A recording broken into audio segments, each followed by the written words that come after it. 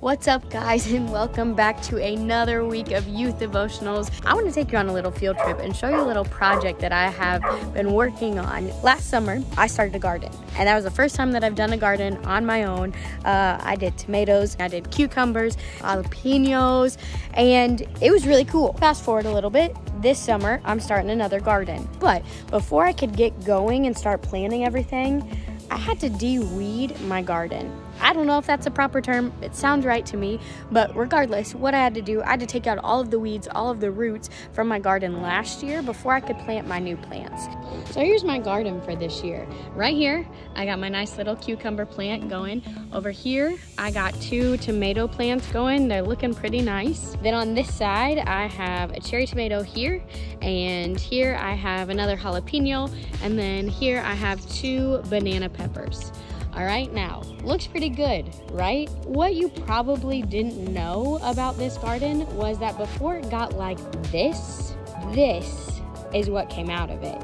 These are the roots from the vegetables and the vegetable plants from last year. Now, you would think something maybe that small,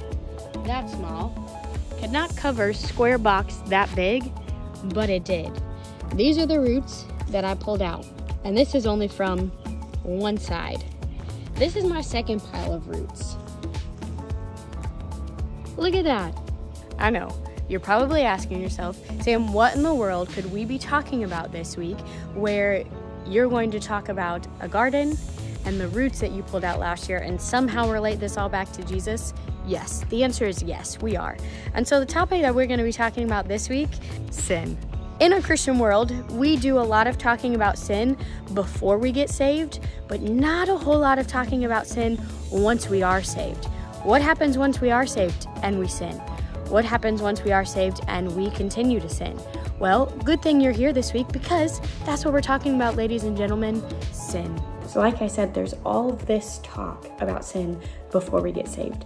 But what happens once we are saved? What happens once we have given our lives to God and we're supposed to be walking with Him? We're supposed to be being obedient to Him and we're not. And we're struggling sin.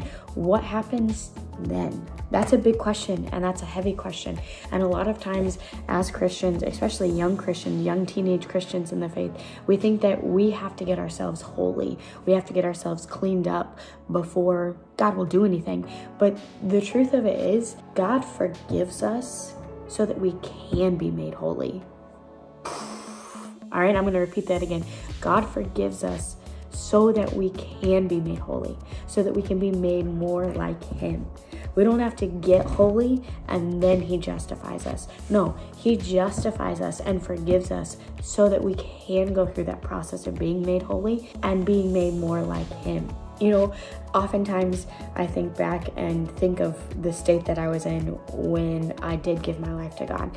And if God was going to pick that moment in time when I was at my absolute worst to come in and save me, He's not going to leave me now. He's not going to go away now. That's why we have grace. But we cannot take advantage of that grace. And we're going to talk about Paul and a letter that he wrote in Romans.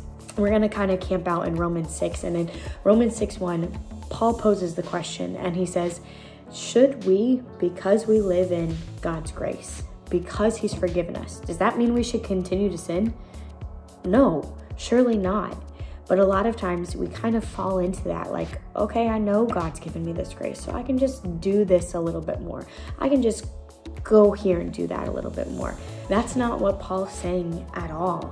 He's saying that we can't do that. Think back to those piles and those patches and that thick, widespread system of roots.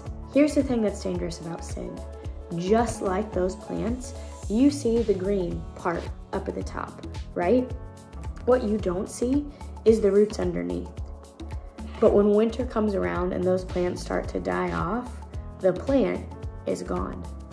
The root is still there. And when you come back next summer and have to go plant something, you have to dig up all of those roots. And those roots take digging out using the claw and using a shovel that has a serrated edge so that you can cut away at the roots to get everything out so that when you put a new plant in, it doesn't choke out the new roots that are trying to grow. And sin is the same way. A lot of times we try to justify sin by saying, oh, it's just this little action, just this little lie. It was just this little drink.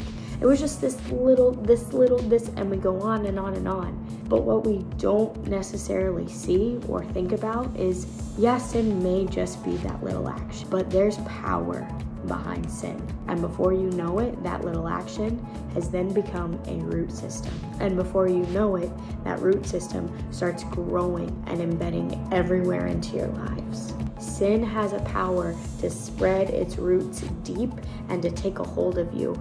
It's controlling and it's taking over everything, your mind, your thoughts, your will, and your emotions. But the good news is you have been forgiven. And the good news is that just like God forgave us, He also will always provide a way out. And that's what we're going to talk about in video number 2. So catch me back here on Friday when video number 2 drops. See you then.